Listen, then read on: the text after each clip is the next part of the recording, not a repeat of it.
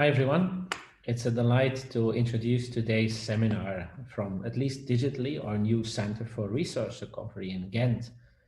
Today we will have a very interesting session with quite a few speakers on water and inspiration. So we're going to go into the arts. It is logic that as water is such a pivotal part of life, that it also really inspires people. If we think of just the architects, how they design buildings to live with water, to the engineers to make home-based designs and the like. So our first speaker will be Christel Stalpaert today, and she is at Ghent University a professor in performing and media arts studies. And she will talk about art activating water awareness. Then next up, Susannah Sayler and Ed Morris from UC Berkeley, where they were artists in residence, will present the project Water Gold Soil, the American River. Our third contribution is a sonification water bell by Greg Niemeyer. After that, we continue with a discussion of a prototype by Maria Lucia Cruz Correia, Common Dreams Flotation Schools. And the final contribution of today's session is going to be by Peter Aers and Lotte van der Berg. They are from the Art Center Vooruit in Ghent, and they'll be talking about the Parliament of Things and how they urge radical forms of political representation. I hope you enjoyed today's session. I'm sure I will.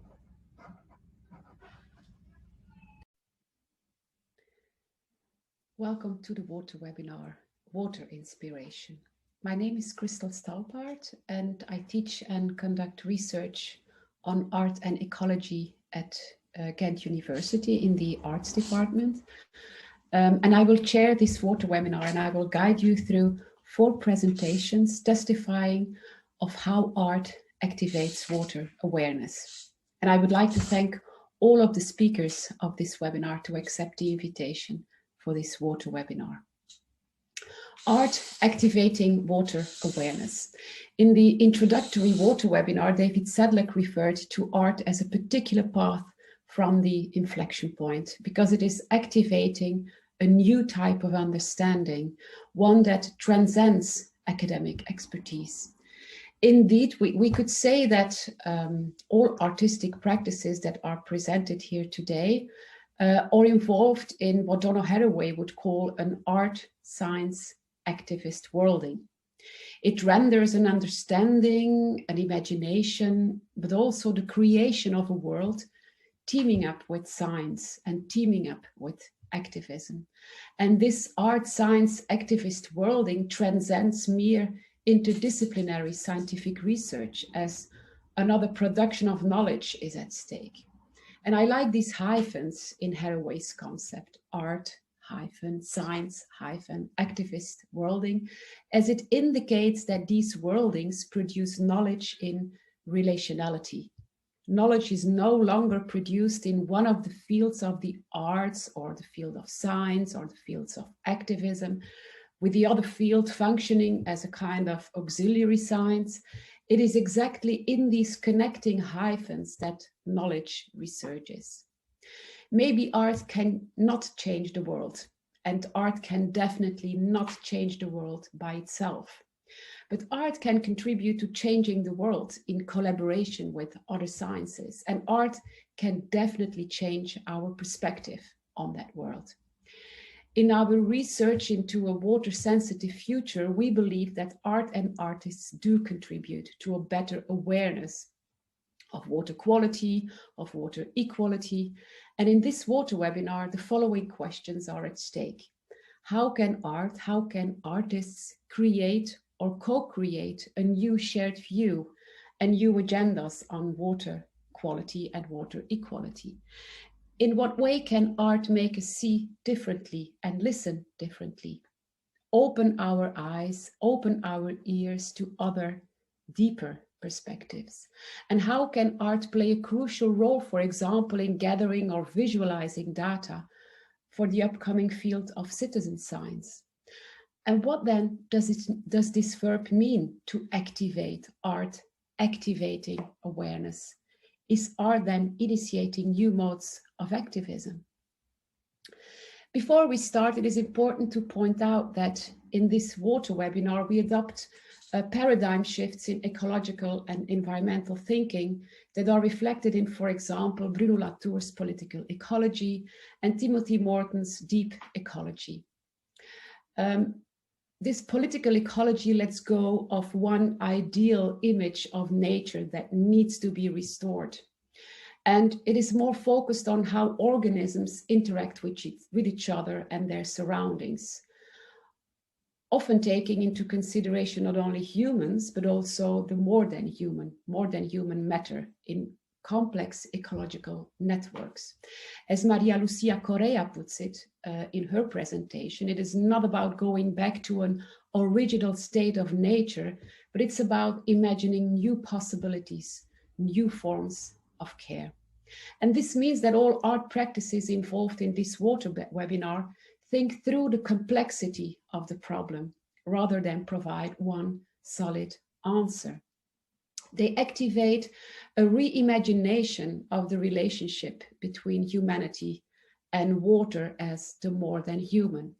Their vision is suggestive in some ways of today's post-human concept of deep ecology as it has been developed by Timothy Morton.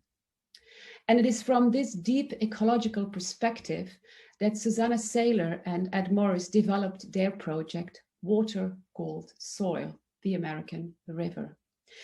They investigated the history of our present age of extraction by following one single flow of water, the South Fork of the American River, from its origin near Echo Summit in the Sierra Nevada mountains to its end use in the agricultural economy in California's Central Valley.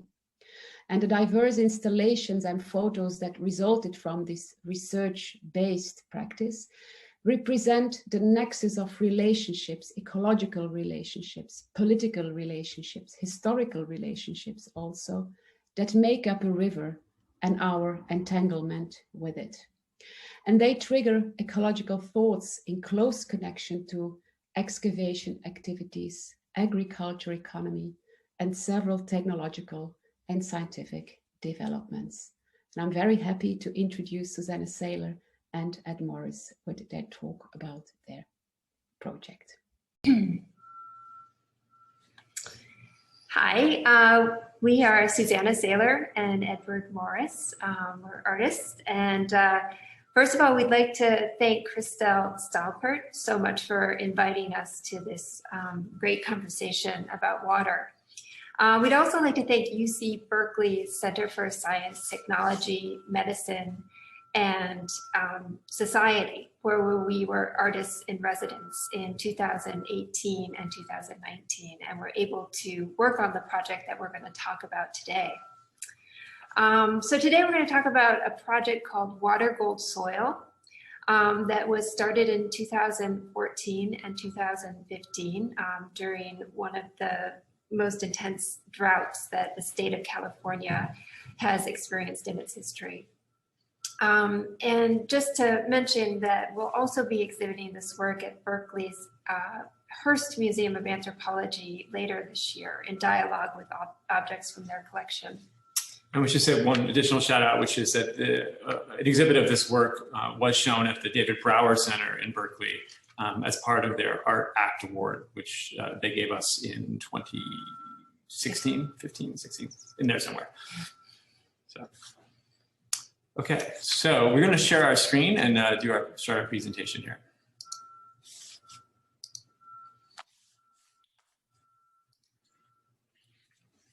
Okay.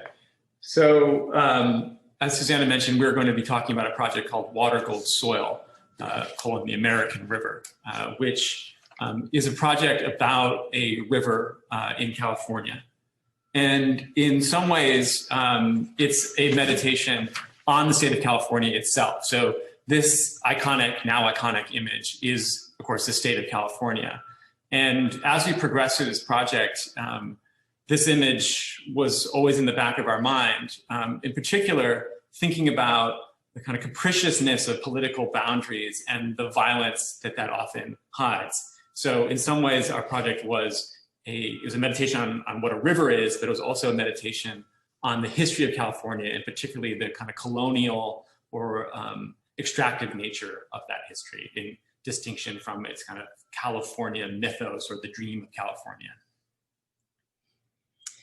So this is a very short background on how it is that we decided to go and do this project in California.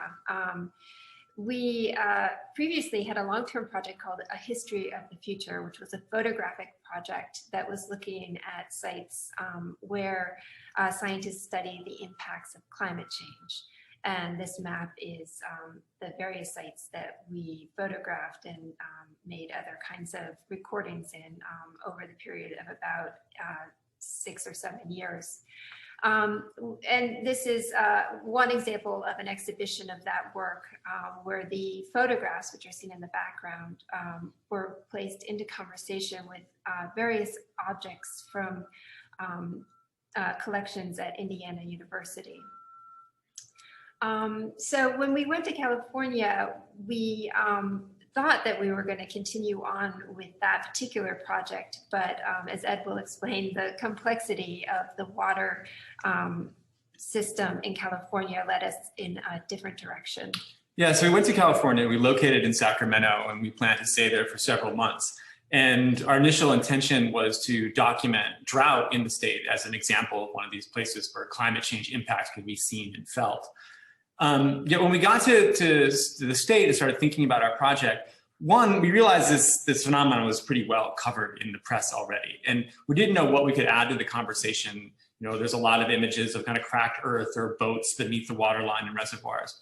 And what began to fascinate us instead was the very water system itself. We had never thought of it as a system prior to actually being in California. So this is one of the first images that began to transform our orientation to this work and make it its own separate project. And what you're looking at is an image from National Geographic showing, on the one hand, the various levels of reservoirs around the state during the drought, 56%, 80%, et cetera. But what it's showing also is just how much water there is and how complex it is. And you'll notice that the water is often in grid orientations throughout the state. So that started getting us thinking. And what you were looking at in the previous image, a more organic image, is essentially something like this, which is a kind of rationalized, almost Cartesian understanding of that same water system. The squares are reservoirs, and the lines between them are the waterways. Actually, in this case, rivers themselves, the sort of sinuous curves of rivers, are actually translated into straight lines and connecting points. You might as well be looking at the map of the interior of a computer. And yet what's behind that technologization, if I can use that word, or rationalization of the water system in California, is a massive human effort that took place in a relatively short amount of time. And so we began to look into that and research that and really understand that as part of our project. So something like this is another articulation of what water in California really means.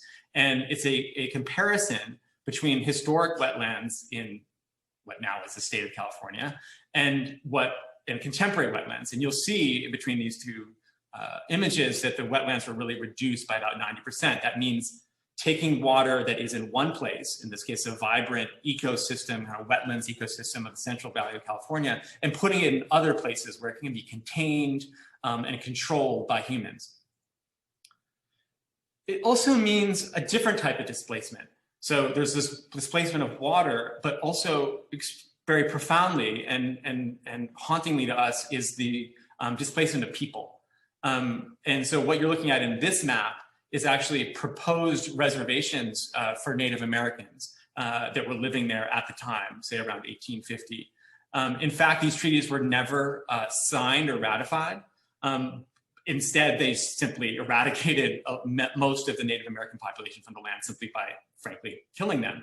But you can see this kind of displacement is in the mentality. So you're really re-engineering the land. You're moving the water, and you're moving, and in fact, removing people in order to achieve something like this. So this, I'm sure that the people that designed this large-scale diorama of California's Central Valley, see this image of this sort of utopia, the breadbasket of the United States, et cetera.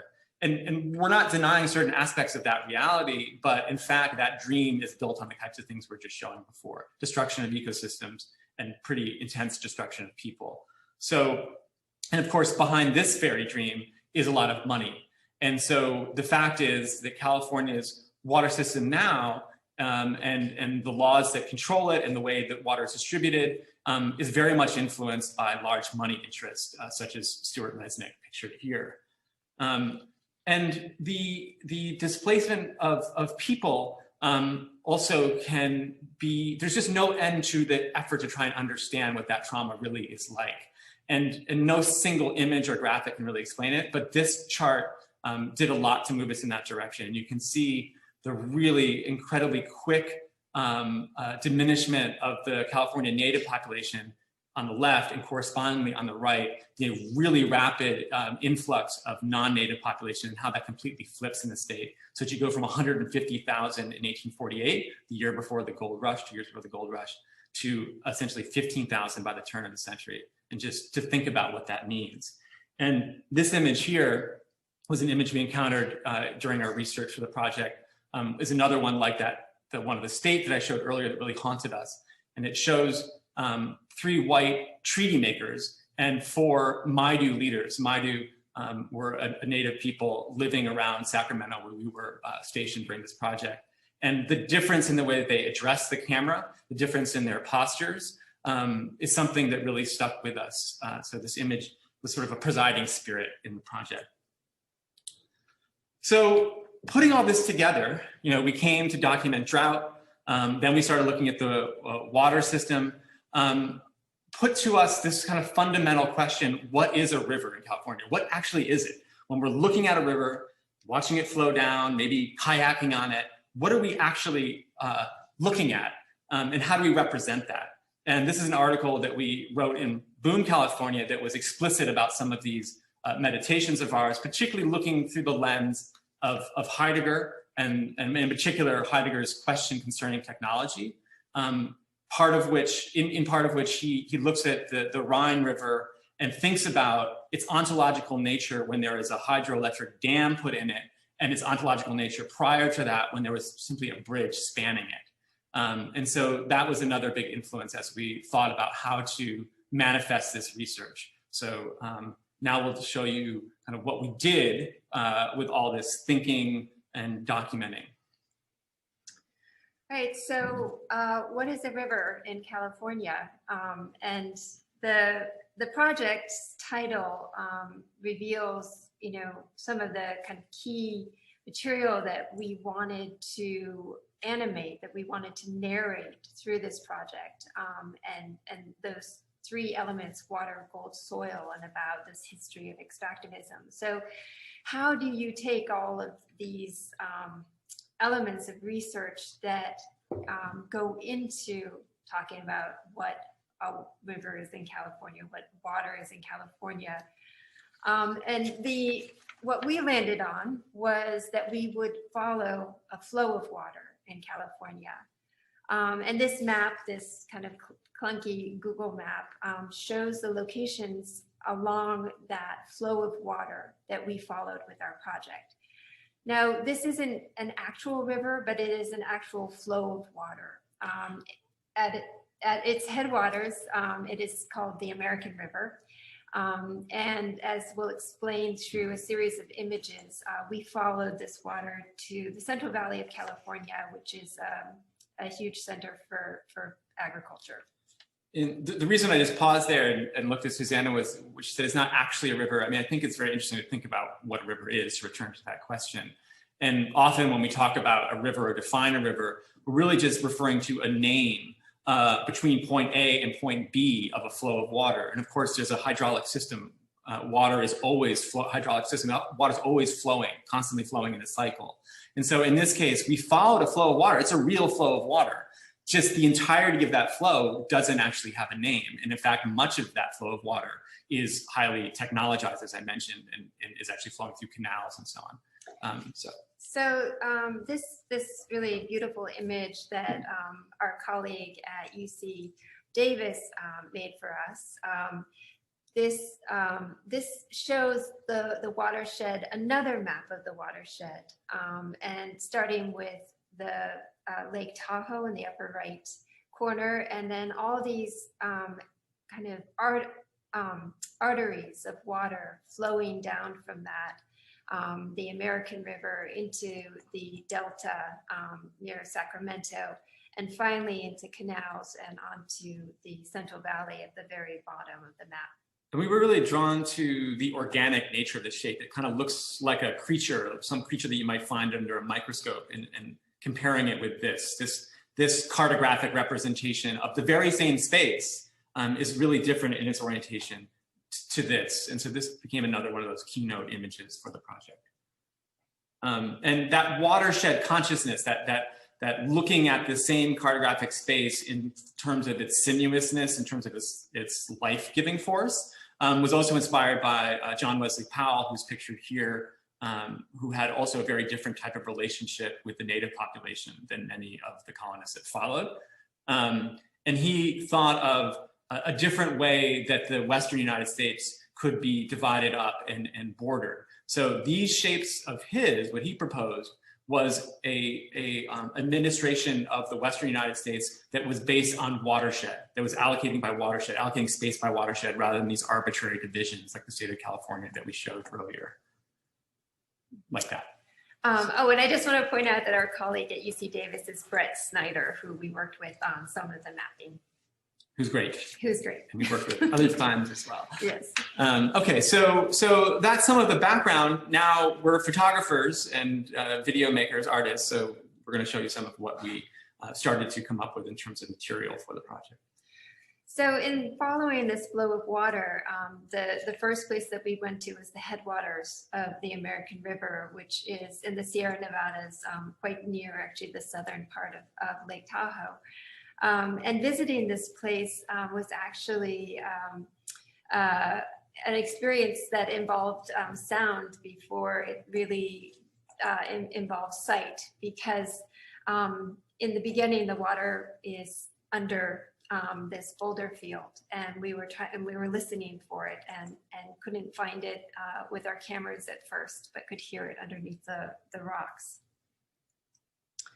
And then the river becomes what one thinks of as a river flowing through a beautiful mountain range. And this is an image taken somewhere between the headwaters and where it is first goes into pipes, which is right around this location, which had been burned in a major forest fire that year.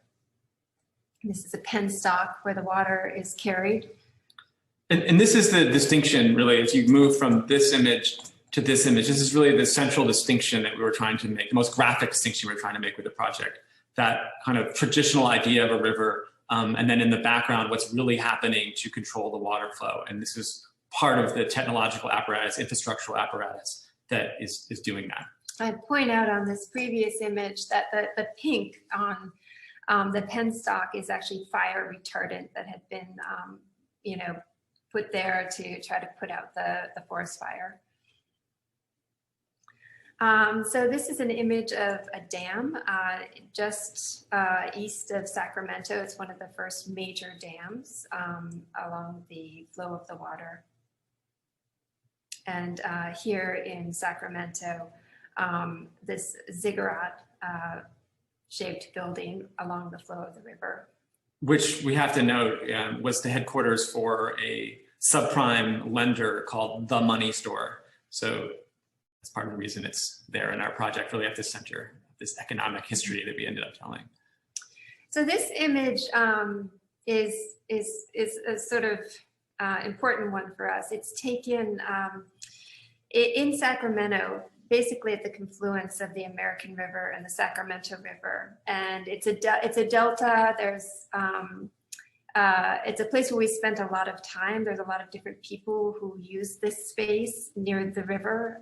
There's a lot of homeless people who live here, And this bridge crossing it also represented this sort of confluence of the sort of the river flowing and the technology. And you just have this basic contrast of simple elements, concrete and water. And that's the contrast that we're trying to draw in the project. So as we mentioned, when we were in California shooting this project, they were in the midst of historic drought. And this is the St. Louis Reservoir at about 17% capacity. A pumping station that pumps the water from the reservoir into canals. I mean, it's really remarkable the degree to which the control of water happens in places like this in California. Even places that seem natural where people run rapids, they have to time their rapid runs and their kayaking to the release of water that happens in places like this with the charts and the buttons and so on. That's what we do. Yes. And finally, this image, which is titled End Use, is in the Central Valley where the water is being used in Big Ag. So all that water that starts in the Sierra Nevada, it's really owned and allocated from the moment it comes out of the ground. And it's contracted to places like this. So this is really the end of the water, so to speak, the end of that flow. Now it seeps back into the earth. And this is another image of the Central Valley. That's actually a state penitentiary in the background. Okay. So just quickly in the remaining 5 minutes or so that we have here, we wanted to show then how this all came together in exhibited fashion, and also in a book and a video that we made with this material. So this is the exhibit at the Brower Center that I mentioned first. This is actually the first time we exhibited the work. And we identified several chapters to that flow in order to break down the information, and then assigned keynote images to that. So this map shows those 7 or 6 chapters that I won't bother enumerating now. And then we printed these large-scale images and put text beneath them. So here's a sense of the images in context, in the exhibition context.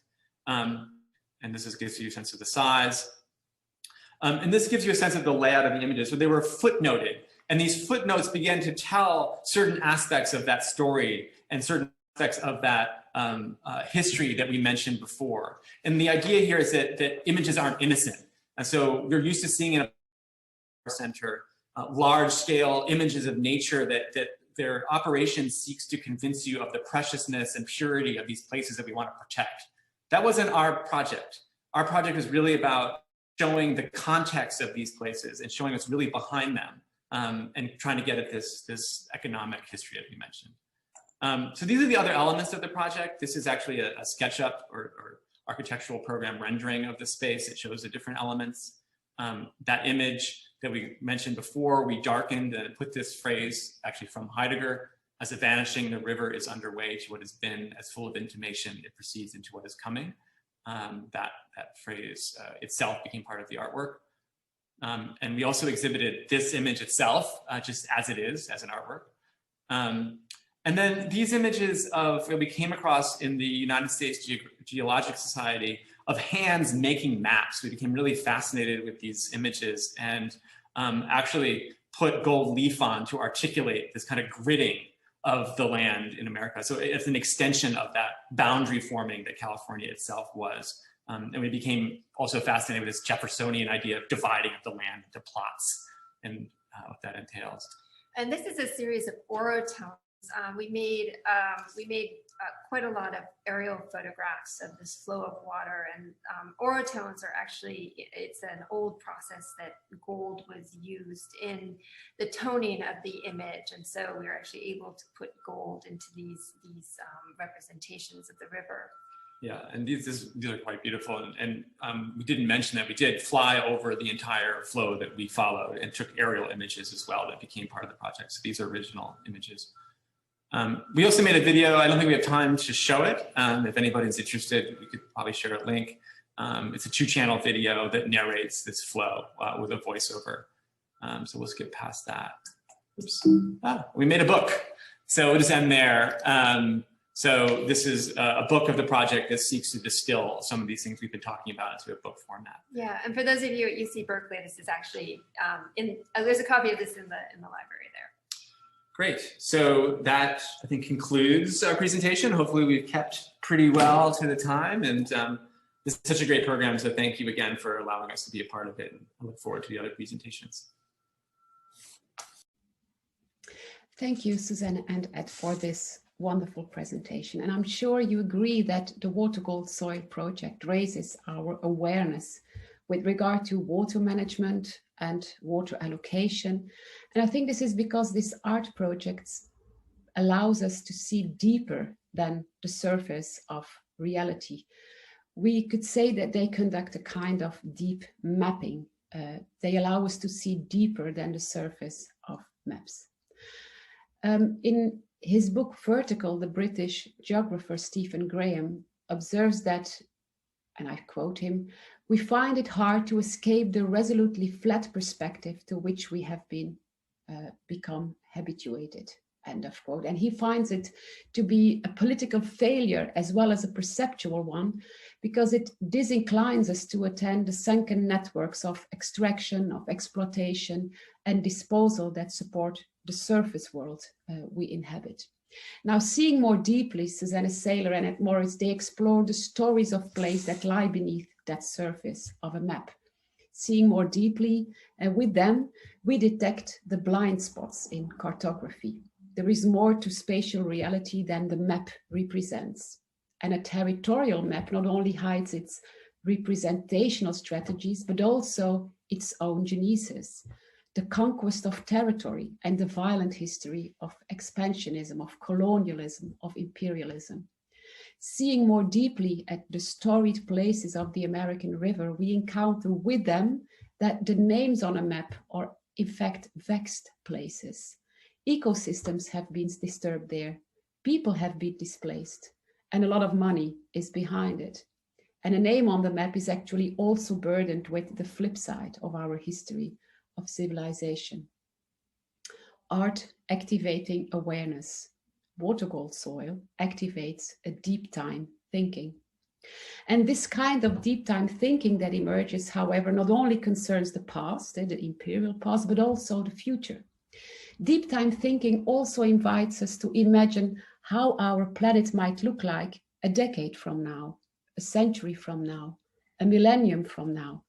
And this is exactly what our next speaker does in her project, Common Dreams Flotation School. Maria Lucia Correia invites us for a deep time thinking into the future, to think through survival in catastrophe. Now, our narrow scales of time and space, they rarely exceed one generation.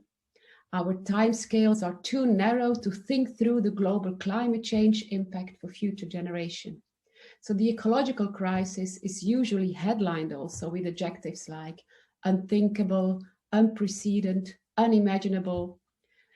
Novelist Ahmed Afghosh added the subtitle Climate Change and the Unthinkable to his latest book, The Great Derangement, to denote the limits of our human capacity of thinking, of cognition, to denote the limits of language when it comes to speaking and writing about environmental catastrophe.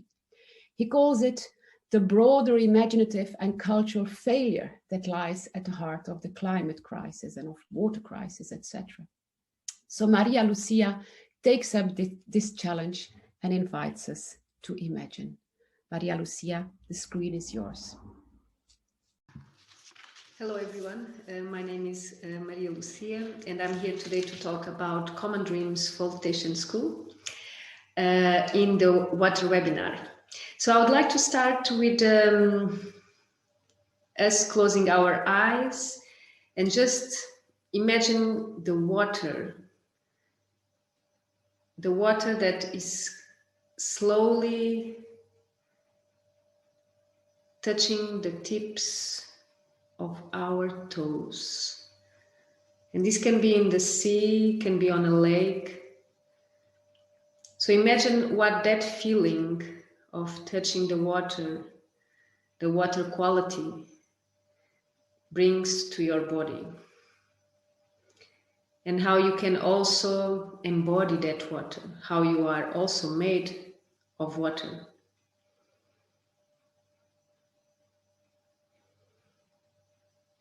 How you become a water being. how water is part of your life.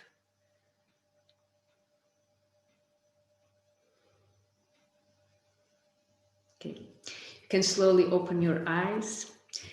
And today I will talk about a school that came of a dream of imagining a floating survival school. This dream started with a first idea of how could we design schools with a regenerative acknowledge to natural resources. And how could we think of other ways of reciprocity to pedagogical structures, but also what kind of schools do we need as a gesture of care to the planetary? And can only artistic methodologies be effective in that imagination, or what are the alliances that are at our disposal to imagine these learning spaces in a way that we can generate autonomous but also self-governance pedagogies for students, but also that comes from their knowledge, this design and imagination, and how can we support the navigation that we are doing all together through pandemic and also climate emergency. So this school actually came from a very miniature project that was the very beginning of this project. And I will now share my screen with you. Voila.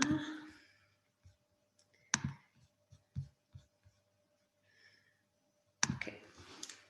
So common dreams initially, the first outcome was a floating garden. So a pedal boat that was a space for dialogue on survival.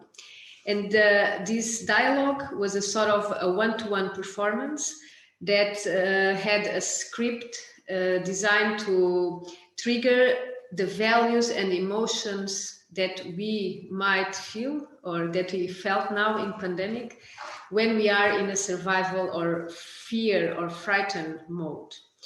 And so, of course, floating in a river is not a frightened, not for some situation, but it's also a place where you are kind of relaxed and the body of water gives you the space to imagine and to reflect.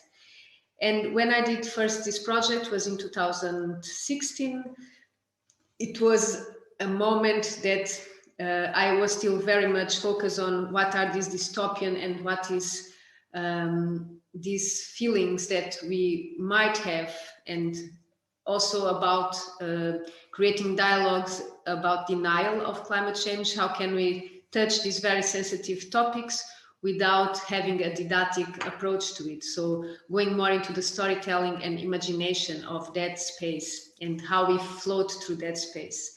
So this project was done in 3 different cities. It started in Ghent, in Vooruit, and then I did it in Ljubljana and in Romania. And so this one-to-one performance was taking about half an hour, and we would have a conversation that would touch survival. So what are the principles of survival? As we know, the first basic principles is, of course, food and resources.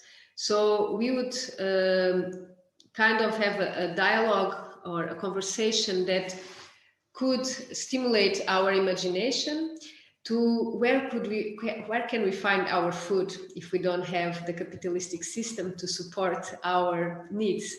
Where could we find our water? Would that be clean water to drink? And most of all, where would we go? Who would we search? Would we want to live in a community? Would we search strangers? What would be our skills? What would be then the values that we would carry with us? And what we would have done differently? And what would be the leader? Would we have a leader in our community? What would be the needed skills? And so this was a sort of way to understand what is really essential for today. What are the things that we are actually already in a way acknowledging but not putting in practice, or not in need to put in practice. So when I did this project in 2016, I had conversations with maybe 200 different people. And one common thing that came out of these conversations would be that we would need a world where we would respect, being solidary and care for each other. And where competition, which would, of course, in an imaginary scenario, would not be there, but the idea, as Marguli also mentioned, the idea of breaking out the Darwin theory that survival of the fittest would not be in place, but that's very in the imaginary idea, would more be the idea that as organisms, we would influence each other and become other organisms of survival. But also other very important finding in this research was that most of the people with whom I talked, they would all be in need for a school of survival. And that was the start of the Flotation School. So Flotation School started with inspiration, which is educational architecture, a floating school in Bangladesh by Mohammad Haswan. That was the trigger for me to understand, okay, I can imagine now a floating school, but in fact, in 2017, there exists already a floating school in a country that is already kind of submerged in water. So the idea of creating a floating school in a European context is not something new.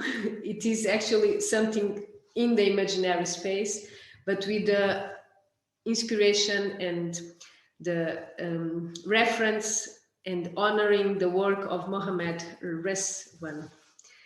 And so the school, starting from this dream of sharing these skills, was first based in Ghent. But to explain the pedagogical approach to this school had different, I call it 5 aspects, that is designing architecture, the shelter, and imagining a temporary space, thinking of which type of resources, economy, food, and energy, a place to share community, a place of care, of governance, and a place where we can also acknowledge environmental trauma. We have time to grieve, try to mourn the loss of landscapes, but also to share our skills as survival and earth wisdom and animism. So we're going to start with architecture, shelter, and temporary spaces. So the first design was in collaboration with KASK University, where there was an assignment to design a floating platform that would have a sustainable system, meaning that would be autonomous with energy, toilet, and resources, a sort of farm that could be self-sufficient, and also thinking in permaculture principles as caring for the earth, so also cleansing the water, but also giving something back to the water, and how can we create a sort of habitat that is not only a new structure floating, but it's also something that interacts with the existing species. The first design was done by Elise Mansaert, very futuristic and super ergonomic and also sustainable.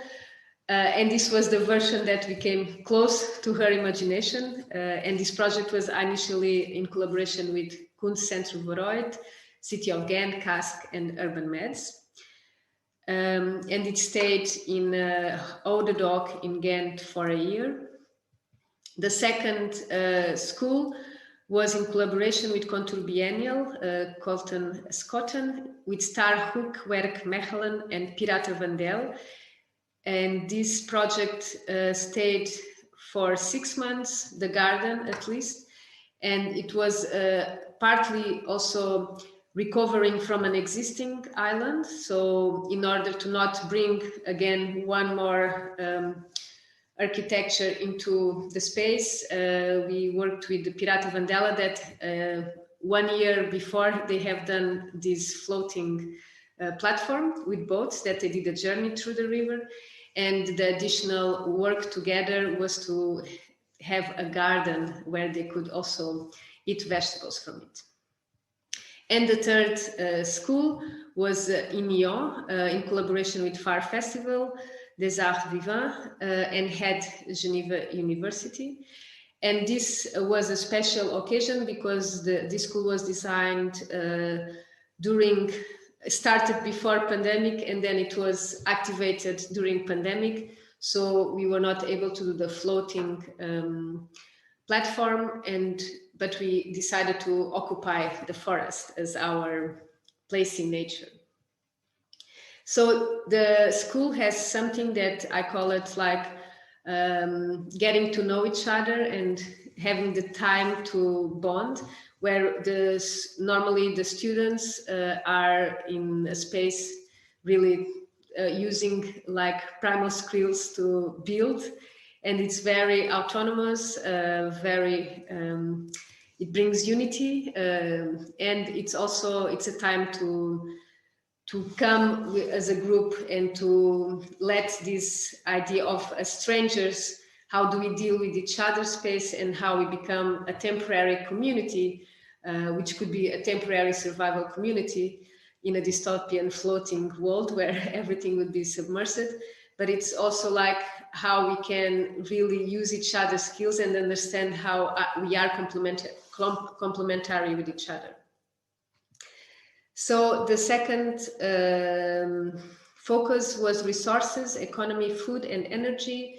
So for food, the different schools had always a focus on vegetables that would be resistant to weather conditions, but also that would last for longer. Let's say we have vegetables that are nutritious, that are earthy, and they have a duration that is much more than others, no? And less watery.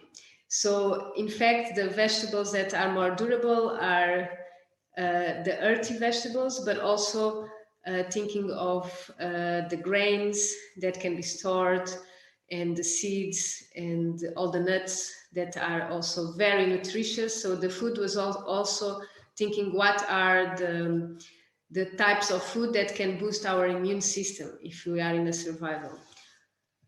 And also how can we store for longer time? So many of the dishes were also taught as a way of doing it with vinegar, so more as a lasting pickled. And other focus was also to grow vegetables on the island. So several times we also cultivate different sorts of plants. The plants were also chosen in accordance to cleaning the soil, boosting immune system, and nutrition value. And this was the garden that we did in Mechelen that gave quite some vegetables and greenery, and also strawberries. And other focus was also to understand what do we still have the survival skills that we probably all learned when we were children, but how can we make a fire? How can we read the nature? So the weather, can we look at stars and the clouds and understand which weather will be the next day? Can we, in a way, be guided also? If we would be navigating, can we recognize the 4 points, north, south, east, west? And also, how can we rediscover in ourselves living without a smartphone, for example? Can we navigate without that? So that's very important to say that how can we be autonomous? And in some way, the food also could be picked things that we could find around. So more these wild wild plants and invasive species, but also edibles that we could find on the shore. We tried to fish, but most of the the waters that we have been floating, the quality of fish was not so edible. And we were also very keen to do some fires to cook and share this moment together as cooking, which was always a moment of pause in our lives. The third focus was community, place of care and governance. And community, I mean, was also how can we create these rituals that bring us together as a group. So fire was a very important element in the island, in every school, as a way to empower or to listen to the power within, but also to share. It's a place of sharing our resiliences, our emotions, but also forms of ritual that bring us together. And storytelling, so reading around the fire and sharing stories that could be from our childhood, but also from our ancestors, also from our grandparents. So it was a moment to bring many histories together in a group. We also, because this project was part of, was in a neighborhood that was facing gentrification, and the boat community didn't have a common space to meet together, because the new plan only focus on new infrastructures in the community, but not in the existing ones. So the idea was also to create a common space on the water, because we are all living on boats, where we could also gather together, have picnics. So everybody would come in their little boat, and we would have afternoons together, and we would cook for each other. We also had moments of cleaning the river, so taking this earth keeper, steward, to clean the waters of Ghent. We did this several times with different groups of people. And of course, one of that was more focused than the third school was really how can we imagine this school. And the focus of the school was always bringing the four elements together, so this cosmology, where we can really invite guests that are in a way mapping these different components of each element. So we had several guests, always bringing the knowledge that the students design for the school. So the program was completely autonomously designed by the students of HEAD. This was the project that we did in Switzerland that we couldn't do on the water. And so for each day there was different kinds of experts. So it's like, how can we bring this holistic science, but also the earth wisdom, but also geopolitics, but also activism. So they invited from marine biologists to specialists on birds, to activists, to witches, shamans, scuba divers, and also experts on architecture. So it was all like very constructed to really map all the needs that was there for the students. And we also thought that it's important when you are floating, I go back to the floating, that you also have the time to do exercises, because if you are in a space, I think now we have faced that with pandemic, you also need to move your body. So can you also just do, apart from going to swim, if the water is not too polluted, can we also do some exercises together on the water? Eating was always one of the most common moments in the every project, gathering together. And also other focus was how can we mourn landscapes that are no longer with us. So how can we recognize the sense of grief? And this was also a workshop that I designed with Evan Nowak, that brings climate grief lexical that Evan developed, and where we also analyze the emotional resilience guide from Leslie Davenpont that has the climate grief that goes from loss to anger, bargaining, depression, acceptance, and eco-harmonious life. Although in our perspective, we kind of had a new ending, a different ending, that we question this eco-harmonious life, and where we think that there is no way we go back to this natural state, but there is a way that we can imagine possibility and new forms of care, and also intertwined with the mess that we are living in. And where also we can give space as humans to mourn this loss of species, of landscapes, of ecosystems, that it keeps on disappearance, but that we don't have the time, or we don't even acknowledge that they no longer exist. So this was a moment of reflection, of care, and of letting go the past and welcome the newness. And the last focus, which is already a bit through the navigation of this presentation, was survival, earth wisdom, and animism, where was also about having immersed experiences. So to bring the landscape, so our great outdoors, it was always the stage for the school. So being in contact with sunset, with water, with birds, with all ecosystem that is around us, and at the same time being together. But also, if we want to learn about aquatic species, we would not only explain with microscopes, but we will also go into experts in diving and learning about more about the species that are disappearing, the ones that still exist. So this morning we had at 8 a.m. Class underwater to learn all about algae and still existing fish in the Lake of Geneva.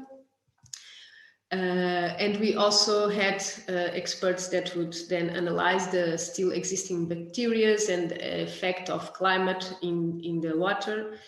But also we would have experts just teaching the knowledge of tarot, that is also a sort of astrology that brings the knowledge from planets, sun and moon, and that can also, you know, in times of despair, bring us some hope in some way and give us some guidance. Also, it works as coachings for our life.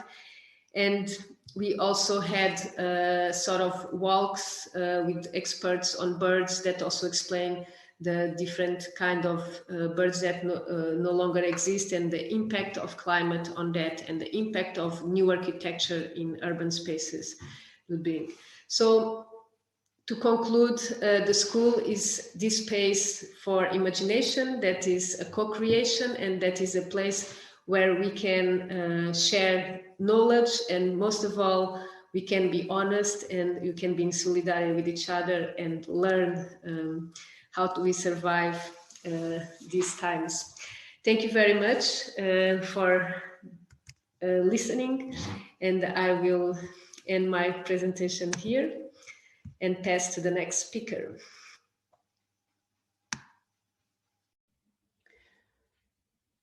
Thank you, Maria Lucia. Instead of observing matters of fact, Maria Lucia urges us to think through matters of concern, to put it in Bruno Latour's words. And this thinking not only calls upon our faculty of understanding, our cognitive faculty, but also our faculty of imagination. It calls upon all our senses. And more importantly, this thinking is not individual, it is collaborative. In fact, we tend to forget this, but all thinking, the production of all knowledge, is not and will never be the product of one individual. And in this flotation school, knowledge is produced, because it is produced together, it is produced in creative uncertainty. We cannot proceed with mechanical confidence towards solutions, but we have to cultivate this response ability through what Donna Haraway called tentacular thinking. And this tentacular thinking is a co-creative thinking.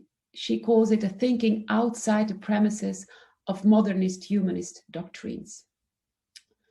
And this tentacular thinking also resonates with someone who inspired our next speakers a lot, who is David Bohm, and David Bohm's vision on participatory thought. This American quantum physicist developed this notion of participatory thought as a notion, as a valuable alternative to what he called the authoritative structure in scientific knowledge. First, just as the tentacular thinking that Haraway introduced, this participatory thought does not pretend to emerge from one source of thinking, from one individual. Second, if we compare it with the tentacular thinking by Donna Haraway, the Latin tentarian tentacular thinking refers to the verb to try. Tentare, tentacular thinking, to try. So it indicates that tentacular thinking is also tentative thinking in the sense of speculative thinking. Haraway herself calls it a myriad of tentacles in tentacular thinking, weaving paths and consequences, but not determinisms. So there is fluidity, there is flexibility. And third, the Latin tentare also refers to the verb to feel. So the etymology of the word tentacle also has this double meaning. It also refers to a tacit production of knowledge. Tentaculum refers to feeler, indicating that the tentacular is also it's not a disembodied figure, it is an embodied figure. So as such, tentacular thinking is a mind and body altering sort of commitment, of engagement with your whole being. And this kind of collaborative, fluid, embodied thinking is also at stake in the dialogical art practice of the collective building conversation. I'm very happy to introduce Peter Aers and Lotte van den Berg, who will tell us more about their performative conversations and how in these performative conversations they develop not only a tentacular thinking, but also a tentacular thinking with things. For example, in their Parliament of Things, which is inspired by Bruno Latour. Welcome. My name is Peter. I'm here together with Lotte. We are part of Building Conversation. Building Conversation is a group of artists who work in the field of dialogical art. Building Conversation is dialogical art. And we create conversations as an artwork. So since 2014, we have developed several conversations, different formats, like, for example, the conversation without words or thinking together. And we have been conducting this together with participants all over Europe. Everybody who is interested in the conversation, how we speak, but also how we could speak differently. And what does this do to us? And also, how does the way we speak create also the content? And by changing the content, also changing the future we shall live in. We have been asked here in this webinar of water because we also created one conversation called the Parliament of Things. It was in 2016. We developed this conversation and we performed this conversation in the summer school of the University of Ghent. And we had a talk about nature, rivers, and so on during the summer school with a group of students. And these students were from different specialities like bioengineers, philosophers, and so on. So these different voices came together in the conversation. Now, but before we continue, we want to explain just a little bit more about building conversation, why we do what we do. And then we continued more specifically on the Parliament of Things. But perhaps you, Lotte, first want to say something about building conversation? Hello, everybody. I would love to say more about building conversation. Over the past 7 years, we developed around 15 different performative conversations. That's how we call them. And we performed, I think, more than 700, maybe 800 different conversations with people from everywhere, people knowing each other, people not knowing each other. I would like to share with you a few basic principles we work with.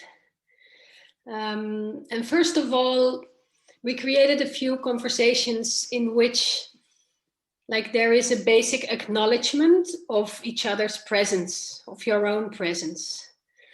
These are conversations where actually dialogue doesn't need words, where the simple presence of people together in a room already becomes a dialogue, where the way bodies relate to each other already is communication. And there's also conversations in which we pay attention to different perspectives within yourself, within the group, within society. These conversations we try to create in such a way that through moving and representing yourself, positioning your body in different ways in space and towards each other, we like to not only share but also shift and connect perspectives, to somehow have all these different perspectives present, to look upon them as a kaleidoscopic view, as a tapestry.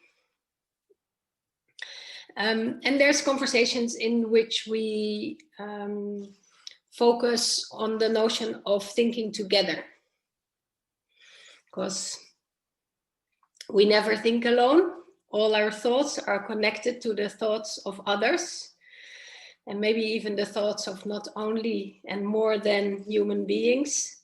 We will speak about that in a second. But how to reflect upon the way we think, upon the way our thoughts connect and interconnect and inspire and confront each other, how our thoughts respond to each other, how our thoughts maybe are constantly in the same pattern and need different ways of thinking together in order to step out of these patterns. And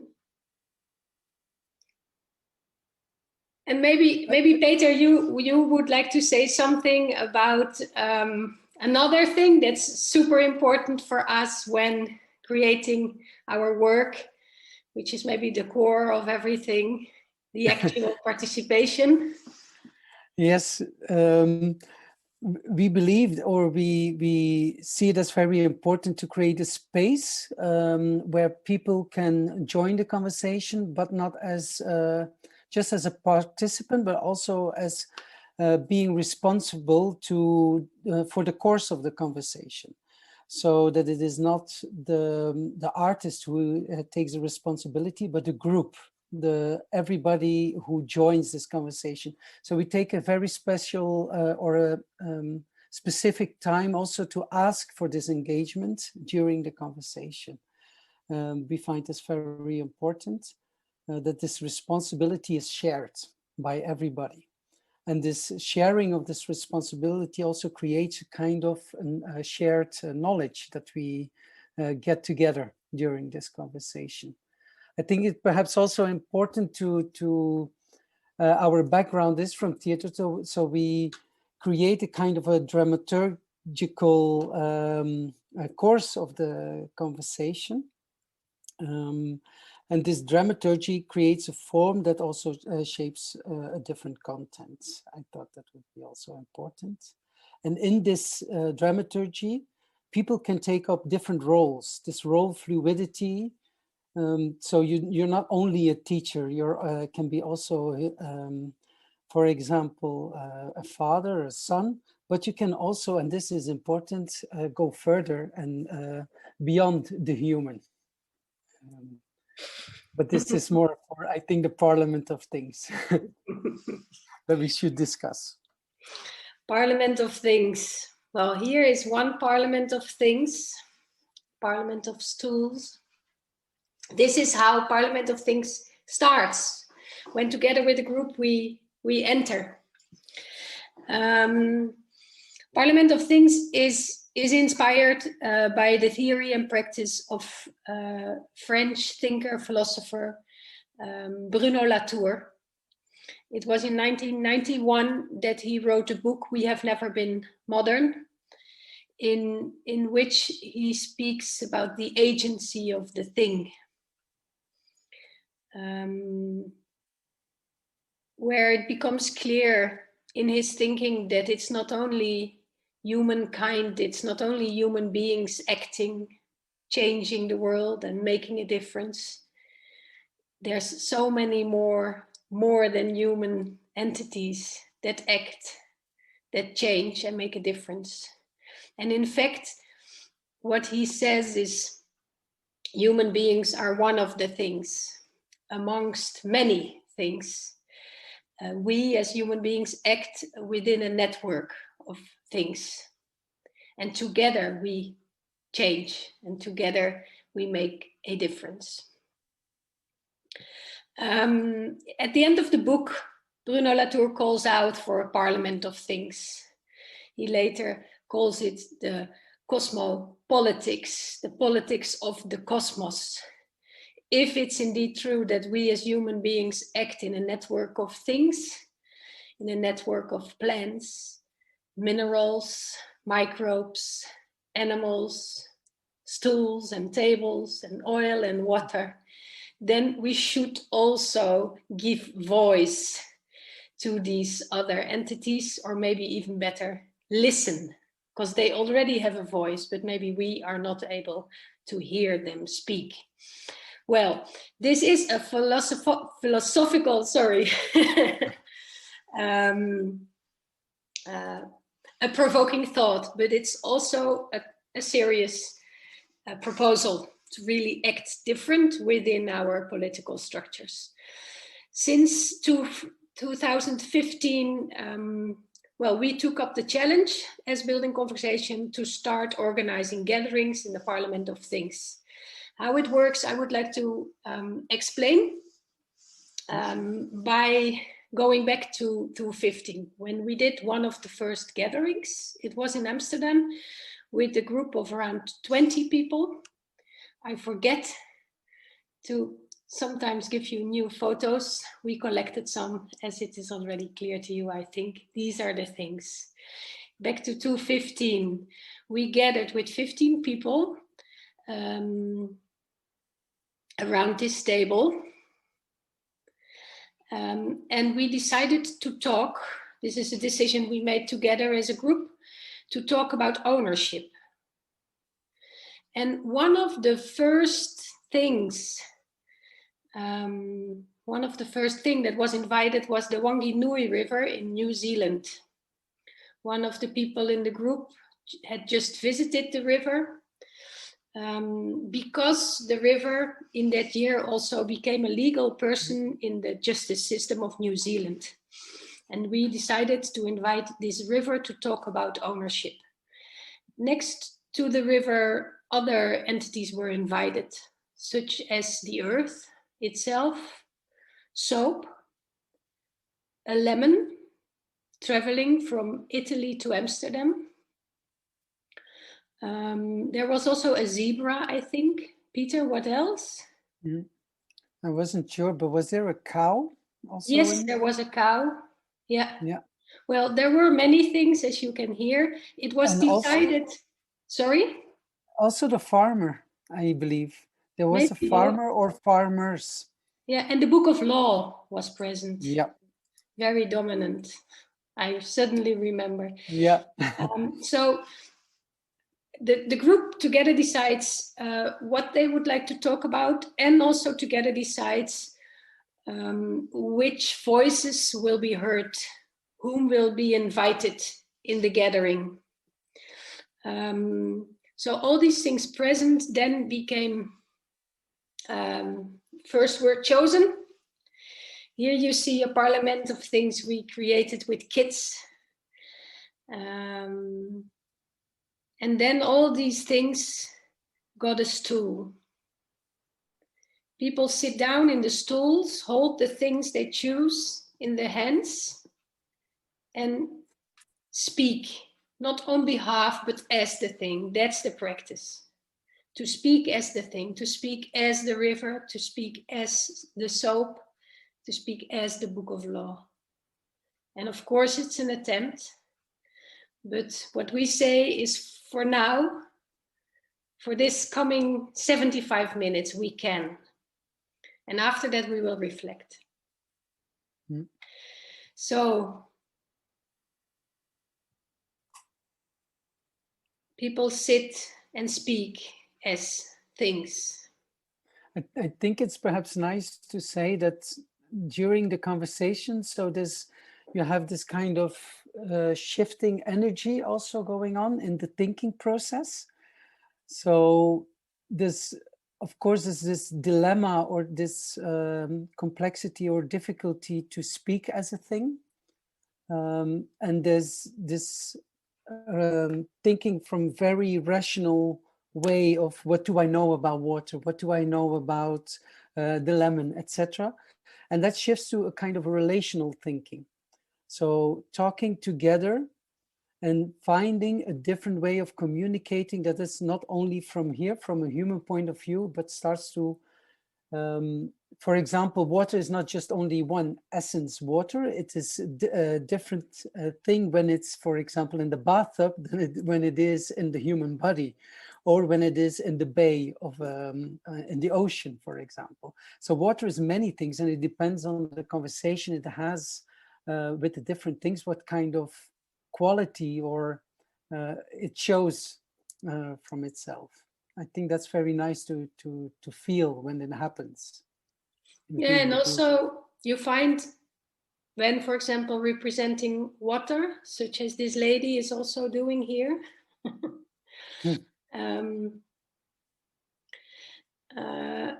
you also find water within yourself in so many different ways.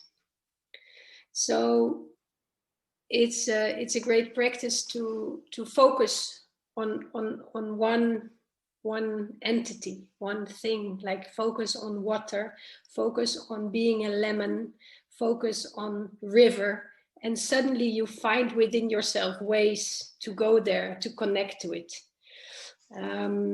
And of course, it will always be your way. It will never be the truth. That's also not what we look for. But you find other ways, as Peter says, within yourself to connect with these different ways of being, these different ways of perspective. And of course, also then they also give you other ways of thinking and relating. And that's also most important lesson, I think, that Bruno Latour gives us, that we have to practice our relational thinking. When being part of a parliament, which I was very often, in the first half an hour, maybe even 3/4 of an hour, people tend to stick with monologues and talk for their own solist interest, like, I need this and I need that. And it becomes very clear that that's both a comfort zone. We're used to speak like that, but it's also something we relate to parliament and we relate to politics. And it's beautiful to see that somehow towards the end, people start saying, but like this cannot be it, no? There should be more possible. Now we're here with all these different entities. Can't we come up with another type of thought, with another way of responding. Why do we stick to this very human way of speaking? So then a super beautiful reflection upon the conversation takes part within the conversation. What I like at the moment is there's also a moment of speechlessness, that people, so there's a break with this this speech that you use, that you're used to, and then that you fall silent, and then something new starts to begin, and that's a nice moment. Yeah. And the constant change of perspectives, because there's always a possibility to not only represent one entity, but for example, to first represent the Wanganui River, and then to represent the Book of Law, and to feel within yourself what it actually does with you to take up a position, to have a certain role within the collective. And what it does to you when you find out that this role is actually fluid. Yeah. That this is only a moment in time, that we're sitting there as these entities, but maybe in 10, 100 years, no, all these entities have transformed into other entities. So yeah, there is this interesting shift happening from a fixed role to a fluid role, to a role fluidity, where a group actually exchanges more dynamic all the characteristics it has. Well, before this becoming too esoteric, it's maybe good to tell something about the reflection that happens, which is always about, I'm not able to do this. I should practice this more often. I again misuse the things to actually say what I want to say myself. So it's super important to stress that with building conversation, we conduct conversations where it's not about the result, but it's more like it's a practice itself. That's the work. That's the work, to practice collectively, to be able to fail together and to try again. Yeah. Thank you all so much for this small being together in the digital. Maybe good to say that we very often refuse to give lectures because we rather organize talks together. So let's hope and pray that in the near future, with all of us, we can come together and actually have a dialogue. Thank you. Listening to these presentations, one could wonder, is change actually taking place? Is there activism? Is there an effect? Is there an impact? Yes, but another mode of activism is at stake here. It's an accumulative, it's a slow revolution in connectivity that is happening here. In a way, we could follow Hannah Arendt's political philosophy here.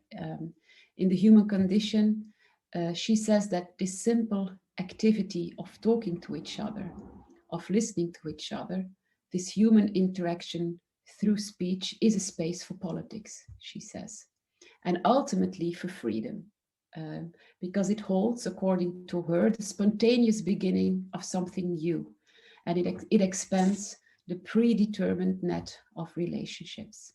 So art activating awareness through conversation practices, yes.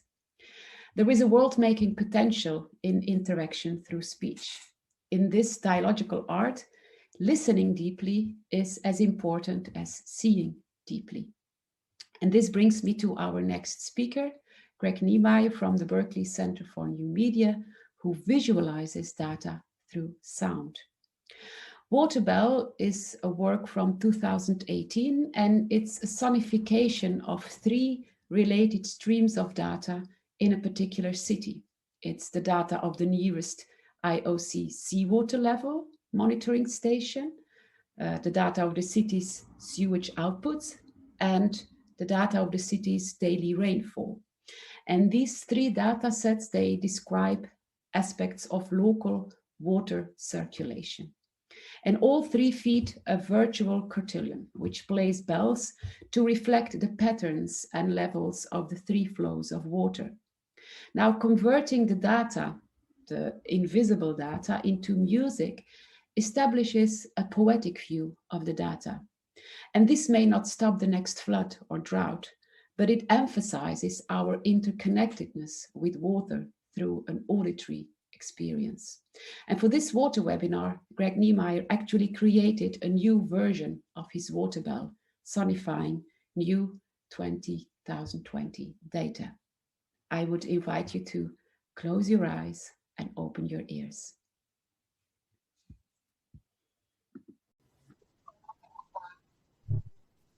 Hello everyone, my name is Greg Niemeyer and I'm thrilled to be here today to share with you recent works about water bell.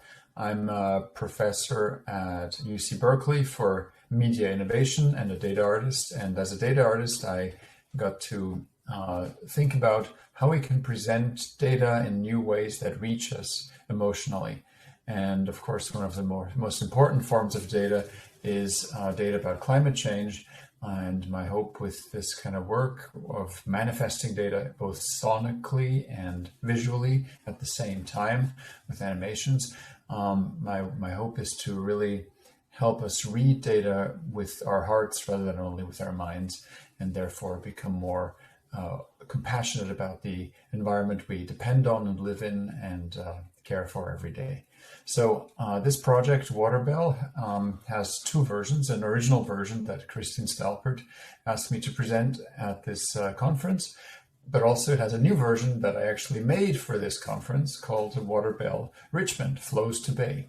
And it's the same as the original version, which was made in Australia a few years ago, but it is using, instead of Australian data, it's using local data from where I live here in Richmond, California.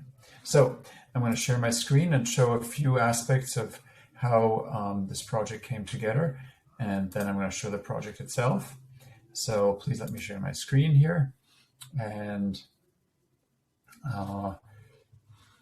this is not the screen I wanted to share. I wanted to share this one right here. There we go.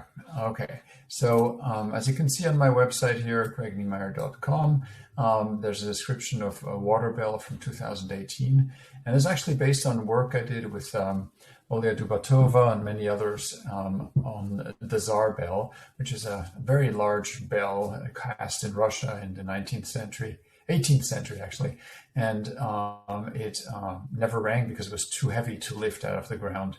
And so eventually it was lifted out of the ground a century later and placed on the Kremlin Plaza in Moscow, where it still sits today, but it's broken, so it still doesn't ring. So what we did with sound simulation, sound synthesis, physical sound synthesis, we created the sound of the bell based on on the physical dimensions of this bell.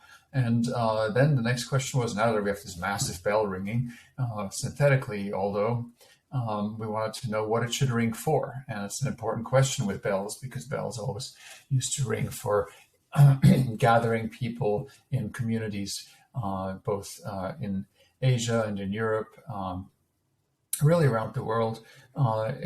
Bells were used as a signal, as a semaphore, as a way to tell a community that it's time to come together for one thing or another, maybe to come together for a celebration or for some mourning or for some danger, some alert.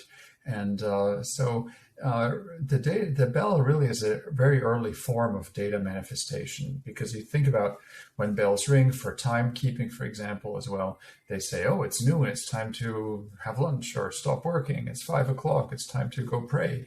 It's, Sunday, 10 a.m., it's time to go to church. It's Sunday afternoon, it's time to hear the wedding bells ring. So these are all moments where sound carries data across the community. And this is the key part of my work, is I wish my work to carry information to our community as well.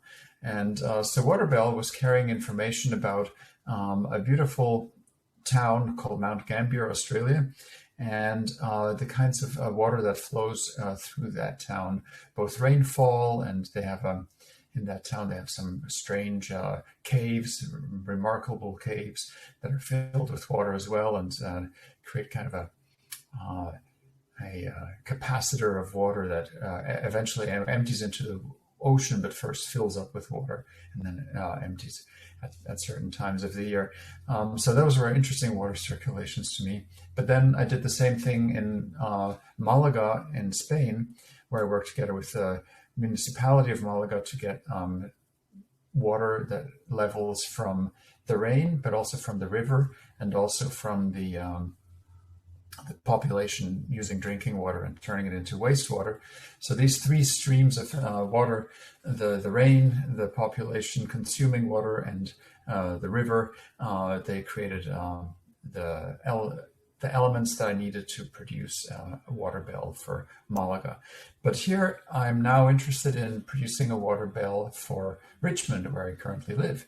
And so the first step was to collect the data. So I reached out and looked for the West County Water District, and that's the district that manages my water, the wastewater, that is.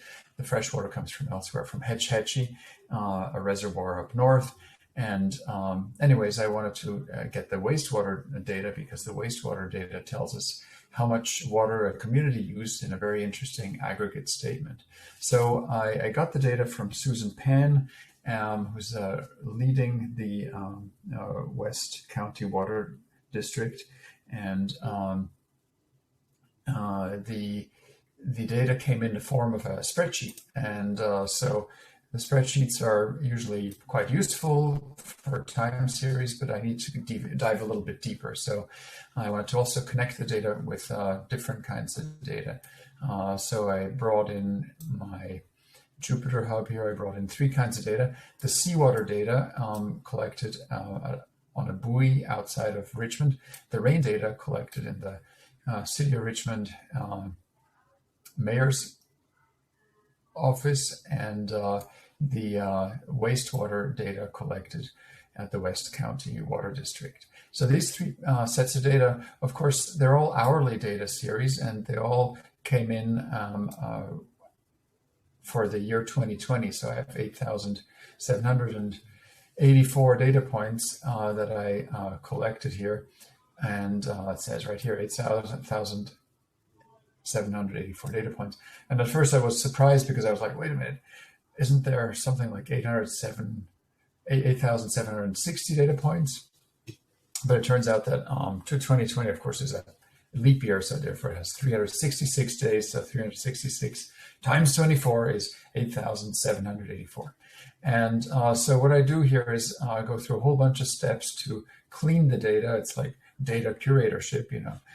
Data has to be cleaned up before it can be used, because it's collected in different formats, and of course different timestamps. I need to harmonize all that data and visualize it as well. So here you see a quick visualization of the sea level data, which apparently is collected in two forms: the predicted sea levels and the verified sea levels.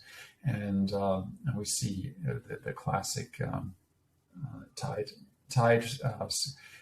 sequence here over the whole year, from January 1st, 2020 to December 31st, 2020, for every hour of the year. And then we do some more cleaning up here, and we get the wastewater in here. And let's look at the wastewater. It looks like the wastewater has a very different kind of pattern from the seawater levels, because there's definite peaks. Those peaks are associated with the rainy season, because the wastewater drains through the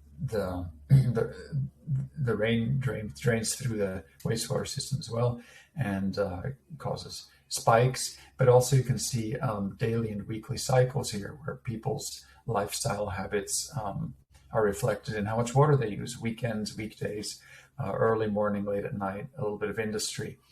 It's mostly a residential community, but there is some industry here as well that produces wastewater, and all that is reflected. All the dynamics of how we use water are reflected in this huge set of data here.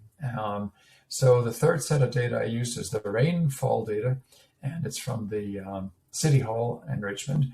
And you can see there's certain moments when there was errors in the data, and they really, what they do is they just calculate how much rain fell altogether throughout the entire year. And they reset their year on July 1st, and we need to correct for all those things and eventually put it all together. At the very end of all this programming, there is a single file called a merge file, where all this kind of data comes together in a water CSV file. And here's the water CSV file, and it's excruciating detail. And obviously, we can take a look at this, and it's very hard to feel this data. There's a lot of it. It kind of looks very linear. It all looks kind of the same. But if we unpack it a little bit, we can really get into the nuances and the experience of what it feels like to go through a year's worth of data. And so I'm going to stop sharing my screen here quickly and show you what that looks like when I do the work of developing a manifestation for the sound of the data, but also manifestation for the look of the data. And so to do that, there's various programs that you can write to do that, of course, but I like working in processing. And I'm going to share with you quickly my processing program here, share screen again. And I'm not doing this necessarily so that you can learn how to program in 5 minutes, but so it's clear what it takes to make these kinds of things happen. So I'm unpacking my studio process, as it were. And so instead of painting, making an artwork with paint or with a musical instrument, what I do here is I kind of build the musical instrument, and I build the visualization instrument, the painting device that actually produces the images that then eventually lead to a movie. So we have a whole bunch of elements here. We have a data module that is data object that I'm creating, where all the spreadsheet data that we saw earlier gets turned into parts of an object that I can draw upon as I do various aspects of drawing the image layer by layer. So these are all instructions to draw texts and to draw lines. Here's another set of instructions to draw dots and ellipses here. That's what a dot's called in a programming language. And then finally the music, of course, which is here. And this is just a small part of the music. There's another processing program that makes the music happen. And instead of drawing dots and lines here, I take the same data and I use the data to adjust the pitch of certain kinds of sound generating objects called sine oscillators. And so these oscillators, they tend to make one pitch, such as, when we whistle, there's a very clean sinoid sound that comes out of the lips, and the sound something like this. So that's a pure sine tone. And it sounds a little, if we just play a pure sine tone, it sounds a little bit cold. But if we warm it up a little bit by playing multiple pure sine tones at the same time, kind of like many people whistling at once, like a choir, then we get a richer tone. And that's exactly what's happening here. So we have an array of sine oscillators that are producing sound waves at slightly different frequencies. And we add them all up, and then we can hit play. And if it all works well, we get an output. I can show you what that output looks like as well. So stop sharing my screen and hit play here again. And I'm going to now share my screen again and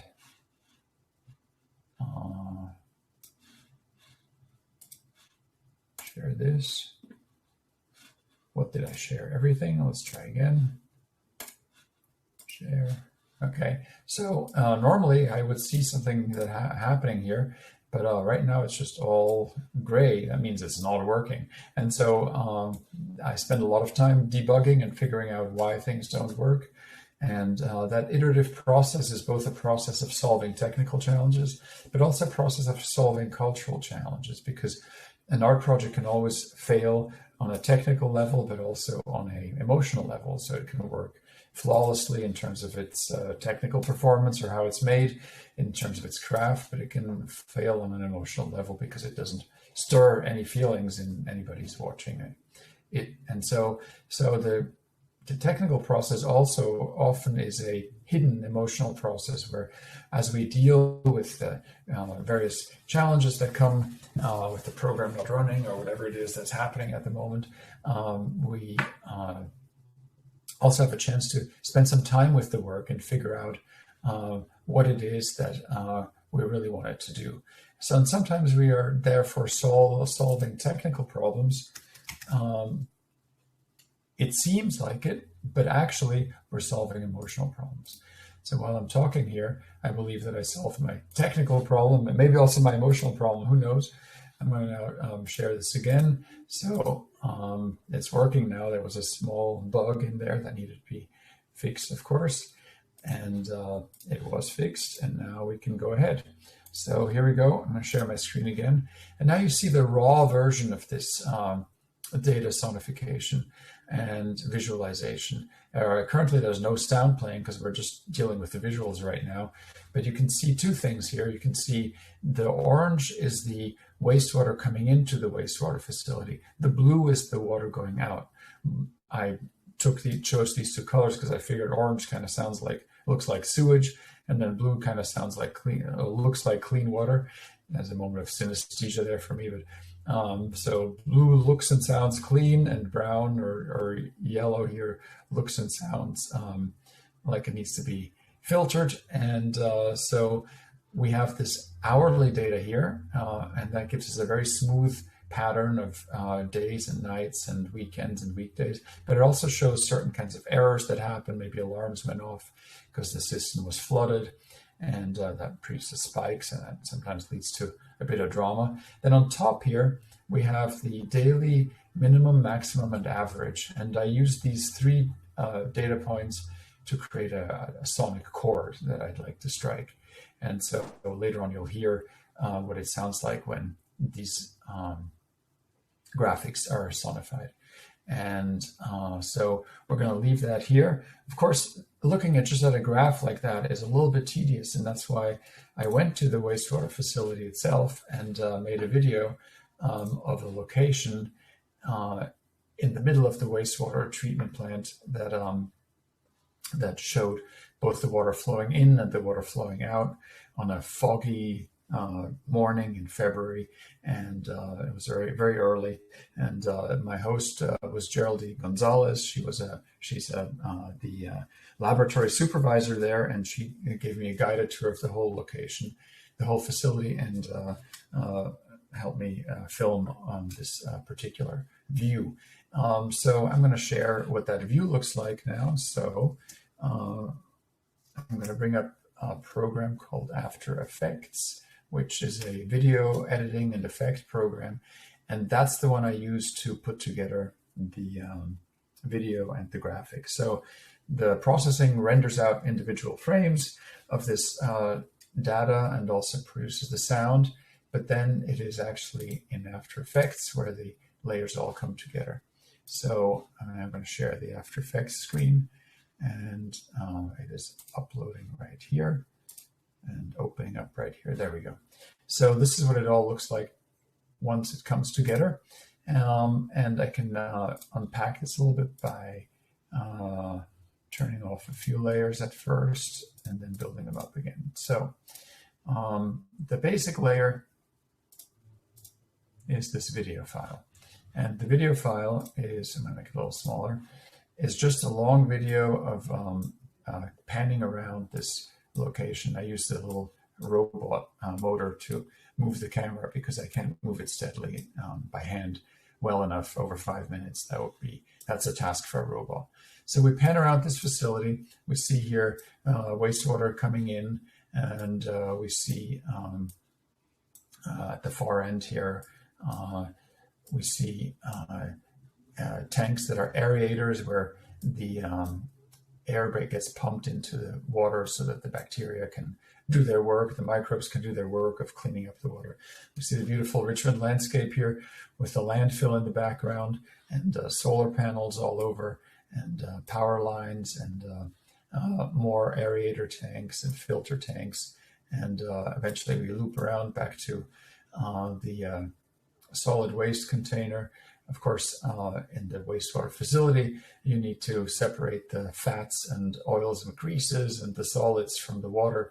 And those solids eventually turn into either compost or really just landfill most of the time, because low-grade material can't be used for composting. It's too messy, too many things in it that are not healthy. So it needs to be put into a landfill. And so this layer tells the story of what happens in 5 minutes in real time. But then these other layers, of course, they show the story of what happens with water during a year.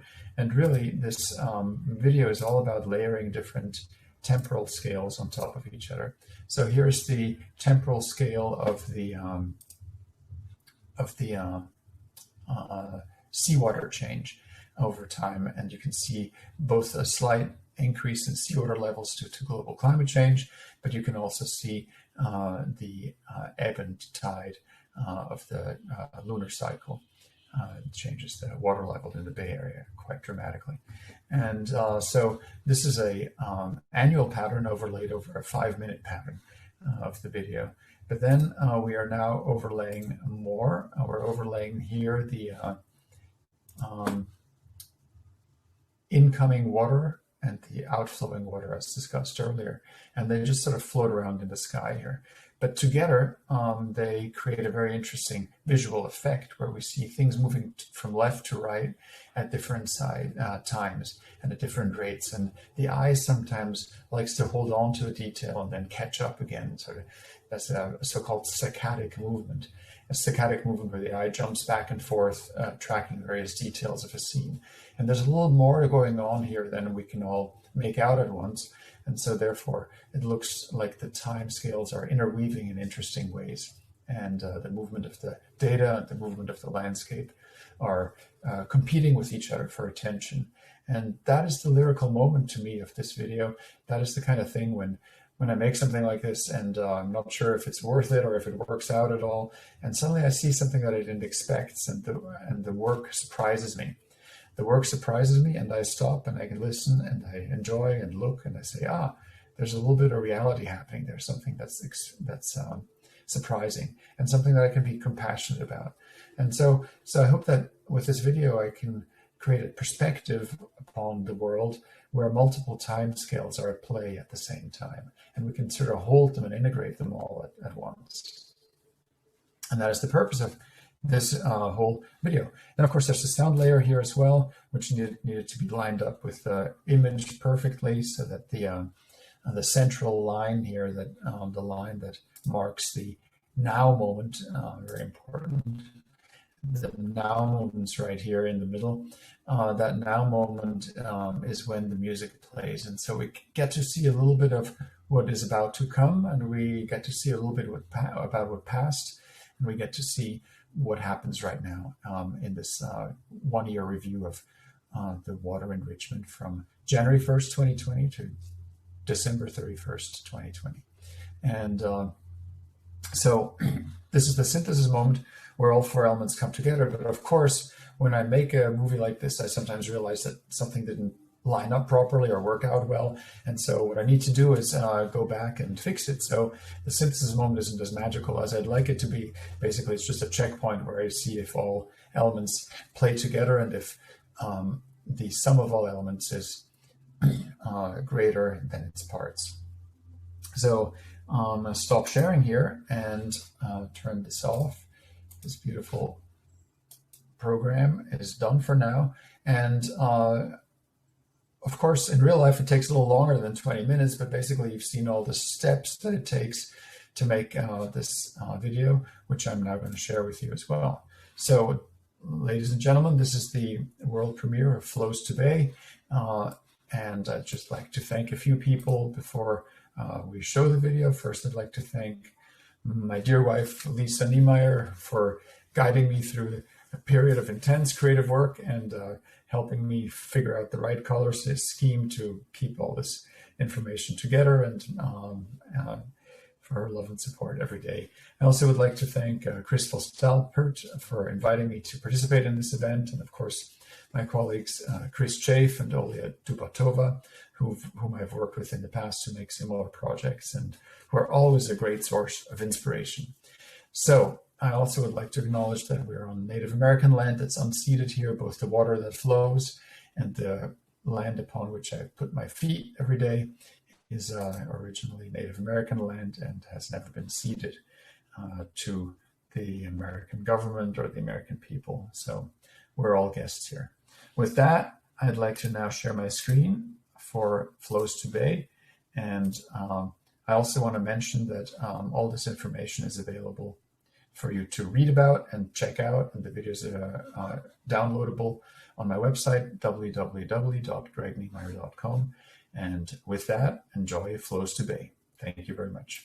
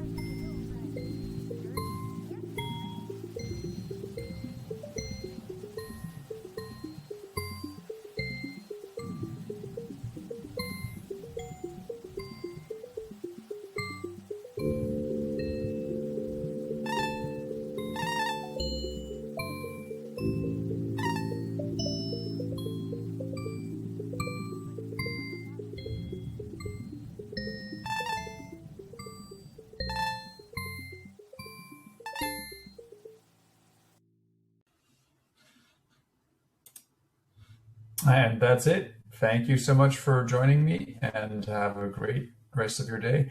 Hope to talk more about water and data and poetry, and how we can become more compassionate through looking at the world with a lens that is both informed by poetic sensibility and computational precision. Thank you so much. Take care. Goodbye.